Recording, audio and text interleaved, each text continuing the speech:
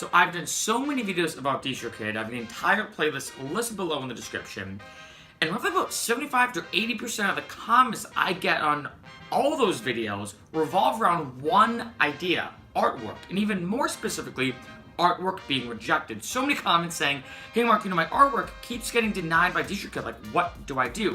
So in this video, I'm gonna explain the 5 reasons that your artwork might be rejected by DistroKid. And it makes sense in the sense that as a musician, myself included, you're not really thinking about artwork usually. You're thinking about making the track the best that it can be, producing it, engineering it, songwriting it, all these different elements that go into producing a good record.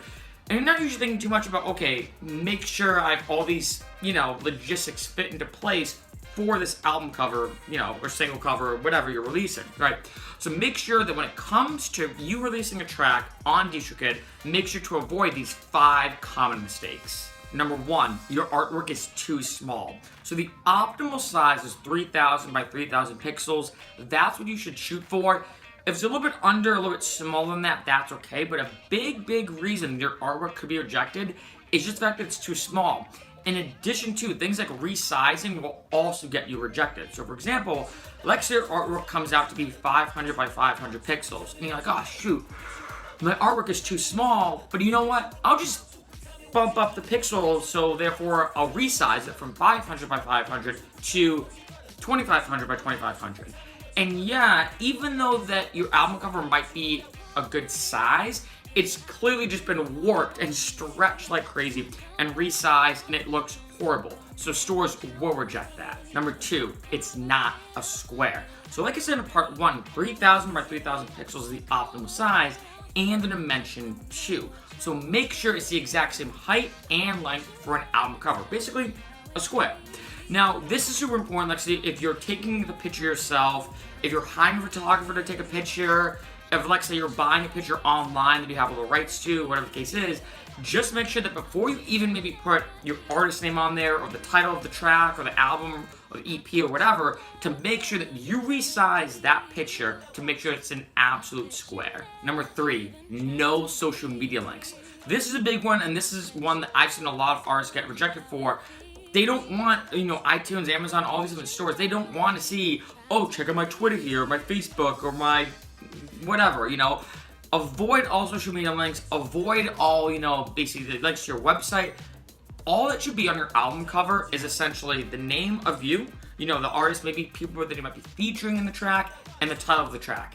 That should be it. Maybe a couple other smaller tidbits or funny things is okay, and because it's kind of part of the picture. But any promo for yourself, like I said, with a social media link, a link to your website or whatever, will absolutely get your artwork rejected. Number 4, the title and the artist doesn't accurately match the title and the artist of the track.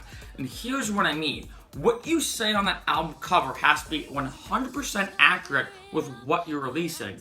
I don't know why people do this. I don't know why people mix and match. But your artwork will get rejected. For example, if let's say you're making a track and you're calling it Joe Schmo by Joe Schmo Band, but the title of the track is called Bob Smith, they will reject your artwork saying, hey, you're saying your track's called Bob Smith, but on the album cover or the single cover, it says that the track's called Joe Schmo. I don't know why people would do this, but some people will try to release a track called one thing and have the artwork say something different. Make sure that what your artwork is saying and what your actual track is called and your artist name are 100% the same. Number 5, last but definitely not least, make sure you own the rights to the picture. This is crucial, probably the most important one on this list, and it's surprising because every musician knows how much it sucks when you go to a gig and they don't pay you, they pay you from exposure and all that kind of stuff, and you're like, great, you're like, I'm hustling, I'm working my butt off to do this creative pursuit on music, and yet I keep getting taken advantage of.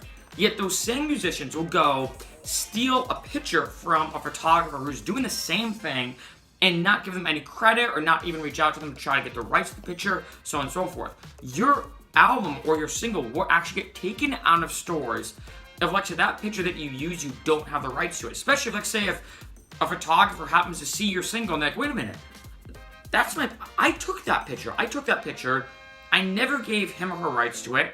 and then let's say they file something or whatever, your picture and your entire album and single will get taken completely out of stores.